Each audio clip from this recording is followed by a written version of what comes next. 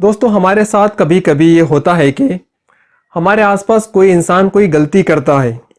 अब अगर हम उसको उसकी गलती बताते हैं तो उसको बुरा लग सकता है और उसके साथ हमारा रिश्ता खराब हो सकता है, और अगर नहीं बताते तो वो अपनी गलती को रिपीट करता रहेगा।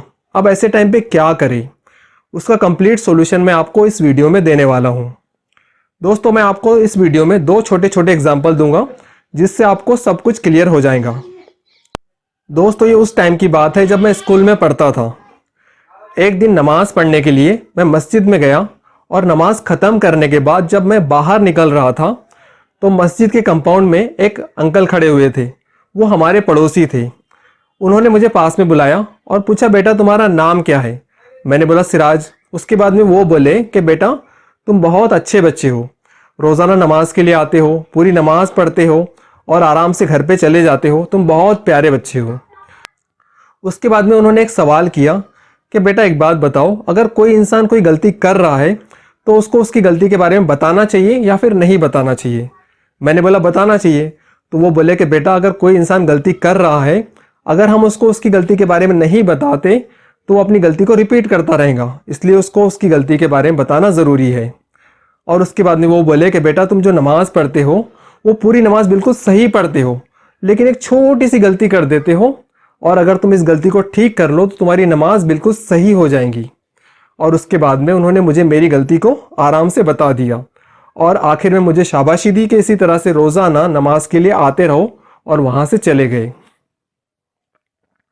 दोस्तों मैं आपको एक छोटी सी एग्जांपल और दूंगा जिससे आपको कंप्लीट क्लियरिटी आ जाएंगी।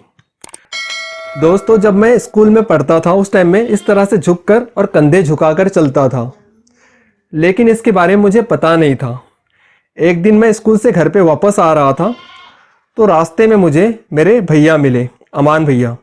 अमान भैया मेरे कज़िन ब्रदर हैं और वो एक स्कूल टीचर है।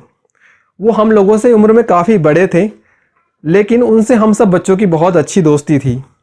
जब वो नज़दीक आए तो उन्होंने पूछा, सिराज क्या तुम्हारी तबीयत ठीक नहीं है? मैंने बोला नहीं, तबीयत तो ठीक है।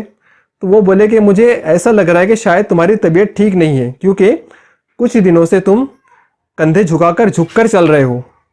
और उसके बाद में उन्होंने मेरे कंधे पे हाथ रखा और कंधों को सीधा कर दिया, और उसके बाद बोले कि इस तरह से टाइट होकर अगर चलोगे तो ज़्यादा अच्छे दिखोगे, और वहाँ से चले गए।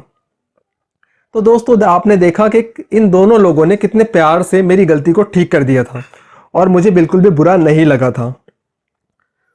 तो किसी की भी गलती को ठीक करने के लिए आप क्या करेंगे? सबसे पहली बात तो यह है दोस्तों कि आपका जो टारगेट है वो उसकी गलती को ठीक करना होना चाहिए, गलतियां निकालना नहीं होना चाहिए। दूसरी बात यह है कि आप उसको उसकी गलती के बारे में अकेले में बताइए, ऐसे नहीं है कि सबके सामने बता रहे हैं। और तीसरी बात यह है कि गलती बताने से पहले उसकी थोड़ी सी तारीफ़ कर दीजिए, और उसके बाद में उसको गलती आराम से बताइए और बाद में उसकी तारीफ़ और एक बार कीजिए। इस तरह से जब आप करोगे तो उसको बिल्कुल भी बुरा नहीं लगेगा और उसके साथ आपका रिश्ता पहले से ज़्यादा बेहतर हो जाएगा। दोस्तों मुझे उम्मीद है कि इस वीडियो में आपको कुछ सीखने को मिला होगा।